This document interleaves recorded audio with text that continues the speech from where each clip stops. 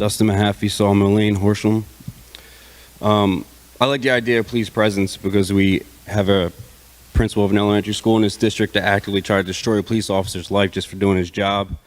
Most people know what I'm talking about, but nothing will happen to her because color trumps everything these days. So I want to get on to Pride celebrations. Tomorrow is the Pride Day in Keith Valley. If you have a child in there, you don't agree with it because they don't care about your religious beliefs or whatever. It doesn't care how many times we come up here and say this. Just keep your kids home. I'm going to. Plenty of other parents are going to. Apparently they're handing out flags in the high school tomorrow too because, again, they just don't care about your feelings or religious beliefs. They just put this one group on a pedestal. All right, so I'm going to address something that Everstock said a few meetings ago, I think it was a few meetings ago, about the enrollment. He said it's the relatively flat or it's been staying the same or whatever the case is because somebody said that the enrollment's low. But that's not 100% true, is it? I mean, so just in the high school alone, it has declined 12% over the last 5 school years. So you're just keeping it low. And between the high school and the middle school, we have 30% proficiency in math, slightly above average in reading. And so what are we gonna do here? We obviously have a problem here. Test scores are down. Kids aren't learning anymore, and we're obviously taking away programs because certain colors apparently aren't going to ever be as good as other colors according to equity policy. So here's a goal for the district. This is straight from the Hatboro-Horsham website.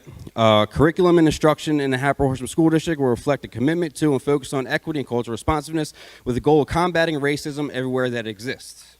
Nothing to do with math and reading.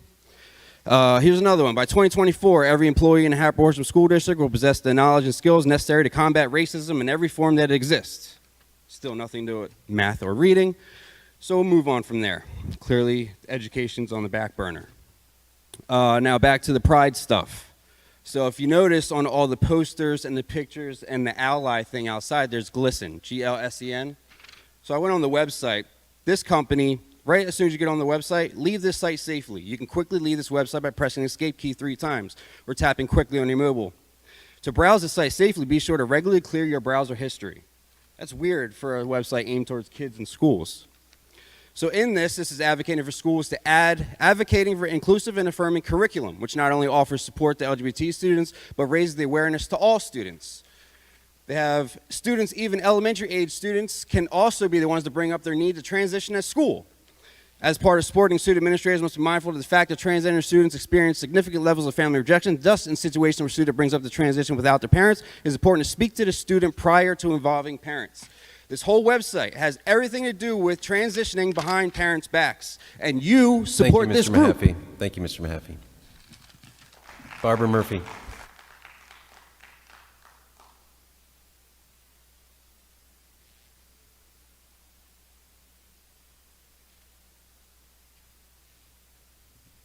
Good evening, Barbara Murphy, Horsham. I want you to think back when you were a little kid in elementary school or when your own children were in school. Did you need someone telling you what gender you were, or were you just allowed to be a kid and figure things out for yourself without the school, teachers, or media telling you what you should be?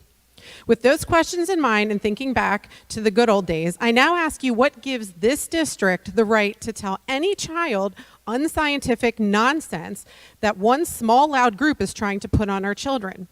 The sexualization of our children is an epidemic that is sweeping our nation and our schools from a nefarious organization called GLSEN and the federal government.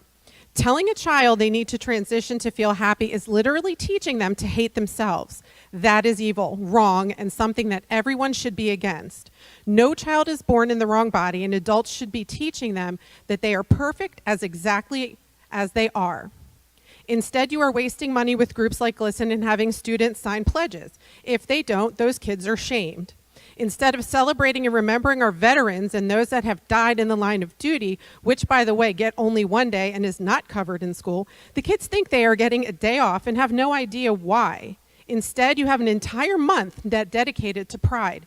Every student in this district can tell you the ins and outs of prides and 76 plus fictitious genders, but they can't tell you about Memorial Day or the 4th of July, and again, only get one day.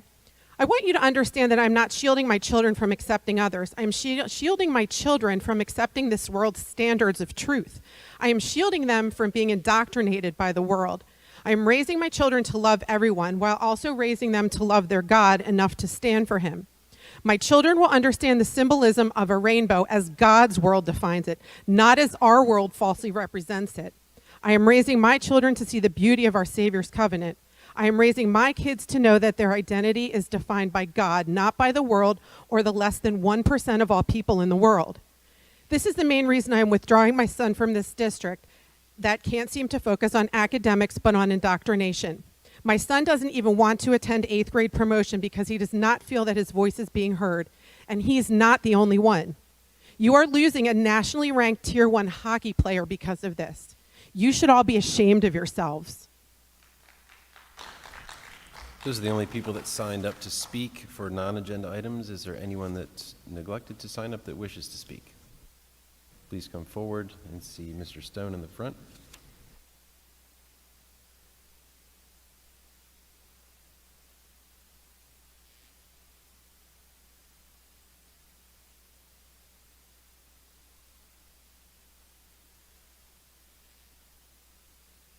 Good evening, Alan McPeak, Meeting House Road, Horsham. Can you hear me now? Part 4, community right to input. I don't understand how people can expect the public schools to teach religious dogma and kowtow to political conspiracy theory. That is, that gay people choose to be gay and are bad for being gay, and conspiracy theory that gay people are a threat or somehow going to turn straight kids gay, that people who support LGBT rights are grooming children for sexual exploitation, and the pride flag represents sexual degeneracy. And furthermore, that anyone who espouses teaching facts in history and racism and supporting inclusion is a radical Marxist. It beggars belief that these are root concerns regarding our children's education. I think they're not root concerns or even religious concerns. I think the objections are political. So we have anti-gay, anti-Marxist, whatever that means, anti-diversity, anti-equity. None of these conspiracy theory has a basis in fact. Homosexuality is genetic. People do not choose to be gay. We already live in a mixed economy, unless you want to keep the government's damn hands off your Social Security and Medicare. America is a melting pot. Diversity is strength. Every one of us is either an immigrant or descended from an immigrant, with the exception of the Native Americans whose land we stole and blacks who were kidnapped and brought here against their will. Monocultures are weak because they are easily corrupted. As far as equity goes, women, first and foremost, simply because they comprise 50% of the population, Native Americans, blacks, immigrants, LGBT, physically and intellectually challenged people, financially challenged people have been discriminated against for a long time. Brutally discriminated against, subjugated, and killed. Equity does not mean quotas, jumping to the head of the line, or special treatment. Equity means we are finally going to make space for those who have been historically excluded and stop treating them like second-class citizens. Young people can see that women deserve equal rights and equal pay. Young people can see that Native persons and black persons and LGBT persons and intellectually and physically challenged persons and financially challenged persons are just people who deserve the same rights and respect that the rest of us take for granted. Thank you. Thank you. Anyone else that wishes to speak?